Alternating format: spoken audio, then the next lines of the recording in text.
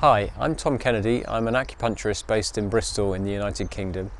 I made this video to try and demonstrate a typical back pain treatment, but bear in mind, because this is traditional acupuncture, there isn't really such a thing as a typical treatment at all because it's always tailored to the individual. The patient I'm seeing here has suffered from long-term non-specific low back pain as well as other inflammatory problems. My diagnosis from the Chinese medical point of view is that he had underlying kidney deficiency, internal heat and localised qi and blood stagnation. So I tried to bear all that in mind when I gave the initial treatment.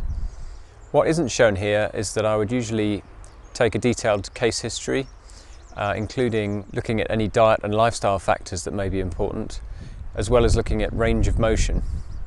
So this is very much a cut down version of a full treatment, but hopefully it gives some idea of what's involved. I tend to start with seated Tuina massage for most musculoskeletal problems. One of the great things about Tuina is that it allows me to start to get things flowing by loosening the muscles and channels involved, as well as getting a sense of any areas that are tense and knotted or weak and deficient. The whole process is always both a treatment and a diagnosis. The area I'm working on here at the base of the skull is around the acupuncture point feng shui, which translates as wind pool. It's a crucial area for various reasons, not least because desk workers tend to accumulate tension there due to poor sitting posture. Regular stretching and movement during the day can help, but we're just not designed to sit for long periods of time, so it often needs attention.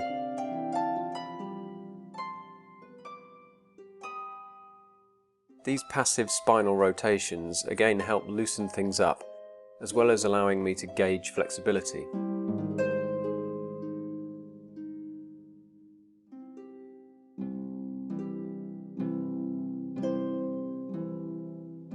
I'm now using Tuina in the prone position, and I'm continuing to open and clear the channels, mainly the Tai-Yang bladder channel, to increase circulation and prepare the ground for the rest of the treatment.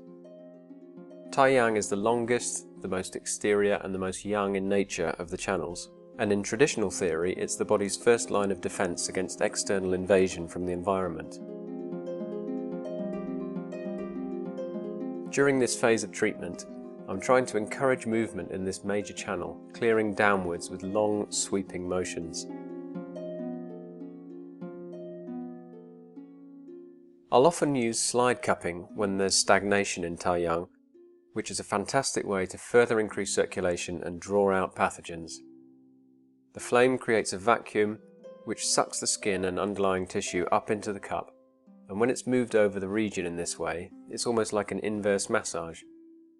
Using the ancient Chinese analogy of the body as a landscape and the channels as rivers flowing through that landscape, one of the main aims of any treatment is to irrigate the land in order to make it healthy and vibrant. And slide cupping does just that by teasing apart stagnant tissue and allowing blood to flow freely again.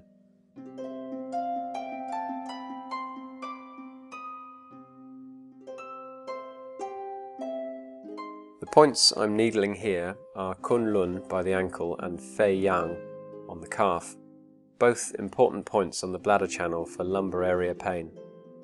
If I were just using acupuncture, I'd probably include yin channel points here too, to balance the treatment and help address the underlying deficiency. But things are a bit more flexible when using bodywork as well, and in this case I worked on the deficiency more in the final stage of the treatment.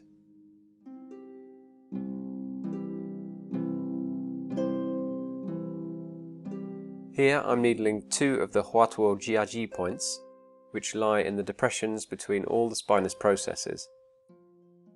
I'm focusing on the main area of pain now, having thoroughly opened up the channels with Tuina and cupping.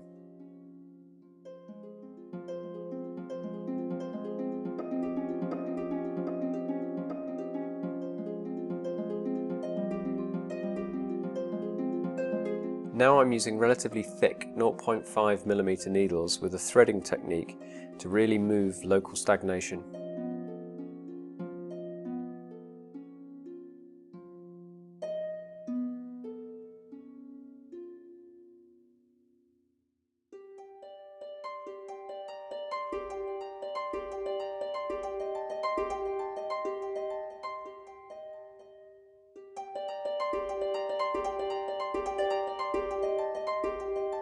And now that the needles are in, I'm using a rocking technique to gently stimulate all the points to keep them active.